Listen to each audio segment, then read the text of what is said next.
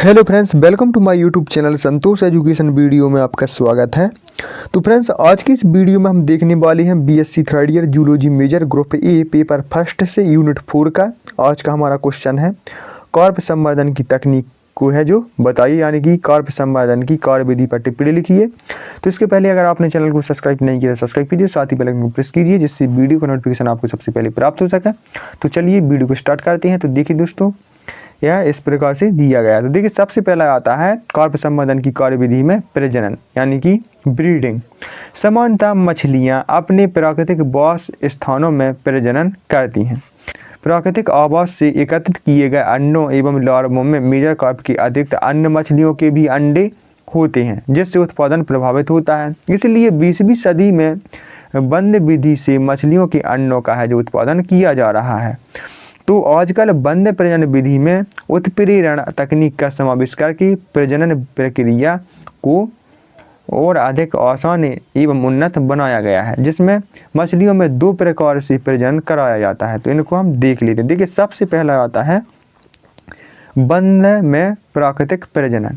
इस विधि में बहुत बड़े जल ग्रहण क्षेत्र की मछलियों में नदी के समान परिस्थितियां उत्पन्न करके प्रजनन कराया जाता है और यह कार्य मौसमी तालाबों तथा वार्षिक तालाबों में किया जाता है। और मौसमी तालाबों में 3 तरफ तटबंध होती हैं एवं यह छिछला होता है और इसलिए इसे शुष्क बंध कहते हैं, यानी कि ड्रे बंध कहते हैं।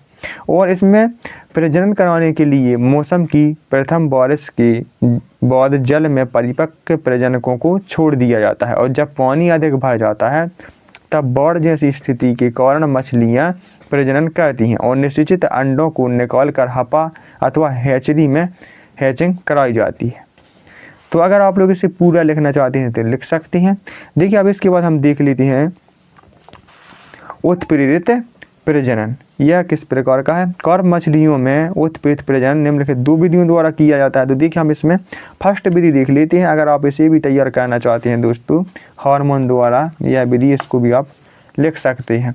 तो देखिए, हम इसमें देख लेते हैं कृत्रिम निषेचन के द्वारा। तो देखिए, बायो आर्टिफिशियल फर्टिलाइजेशन।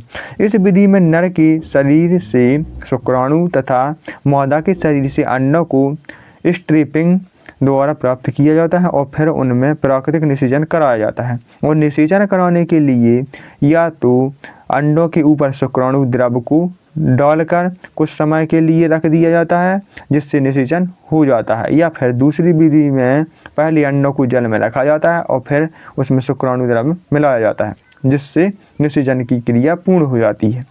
फ्रेंड्स, आप इनमें से कोई सा भी लिख सकते हैं, इन दोनों में से, अगर आपसे एग्जाम में पूछा जाए। तो चलिए अब हम आगे देख लेते हैं। मैंने यह कृत्रिम निषेचन द्वारा यह विधि मैंने इसमें बता दी है। अगर आप इसे हार्मोन द्वारा इसमें बताएगा, इसको भी तैयार करना चाहते हैं तो कर सकते हैं। तो चलिए हम आगे देख लेते हैं। तो देखिए, हमेशा फ्रेंड्स मुख्य देख लेते हैं। अगर आप लोग इसे पूरा लिखना चाहते हैं तो लिख सकते हैं। तो देखिए, इसके बाद आता है हैचिंग। हैचिंग की क्रिया हपा में कराई जाती है और इस हपा के 2 भाग होते हैं, भीतरी हपा और बाहरी हपा।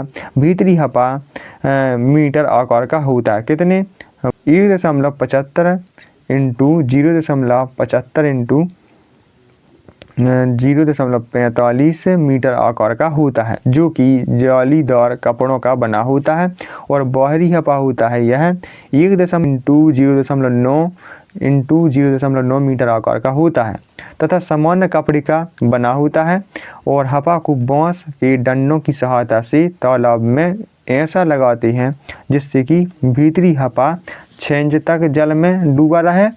और हैचिंग की क्रिया 26 से 30 डिग्री सेल्सियस पर और 15 से 18 घंटे में भीतरी हपा में होती है। हैचलिंग तैर कर बाहरी हपा में आ जाते हैं और जब हैचिंग पूर्ण हो जाती है तब अंदर की हपा को हटा लेते हैं।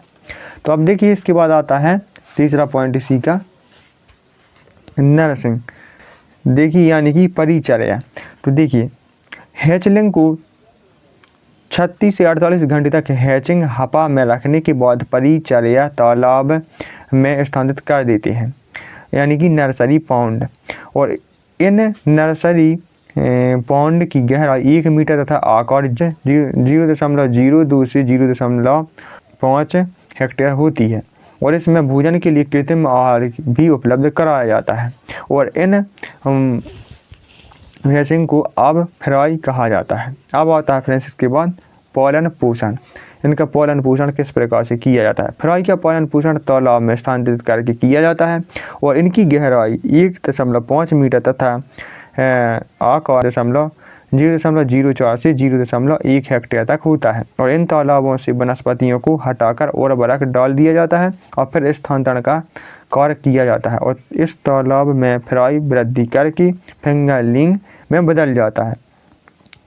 यहाँ इन्हें लगभग 60 दिन तक रखा जाता है। अब इसके बाद आता है संग्रहण। इनका संग्रहण कैसे किया जाता है, तो देखिए यानी कि स्टॉकिंग। संग्रहण तालाब का आकार 0.5 से 2.0 हेक्टेयर होता है और इसकी गहराई 1.5 से 2.5 मीटर होती है। और पालन पोषण तालाब से फिंगरलिंग को यहाँ स्थानांतरित किया जाता है और यहाँ फिंगरलिंग से वृद्धि करके मछलियाँ वयस्क के रूप में बदलती हैं और इन मछलियों को एक वर्ष के पश्चात जब इनका वजन 1 किलो के लगभग हो जाता है तो इसे निकाल कर बेचने के लिए भेज दिया जाता है। मछली पकड़ना यानी कि अब आता है हमारा अंतिम पॉइंट, हार्वेस्टिंग। जब मछलियों का आकार एवं वजन बढ़ जाता है तब इन मछलियों को तालाब से जाल की सहायता से निकाल कर बिक्री हेतु भेज दिया जाता है। तो फ्रेंड्स यह हमारी कार्प संवर्धन की है जो कार्य विधि हुई। अगर आपको यह वीडियो चले इसको लाइक करिए और चैनल को सब्सक्राइब करिए। इसके बाद हम अगली वीडियो में बात करेंगे मछली पकड़ने की विभिन्न विधियाँ कौन कौन सी हैं, जो कि इम्पोर्टेंट क्वेश्चन है। तो चलिए मिलते हैं अगली वीडियो में, जब तक के लिए जय हिंद, वंदे मातरम।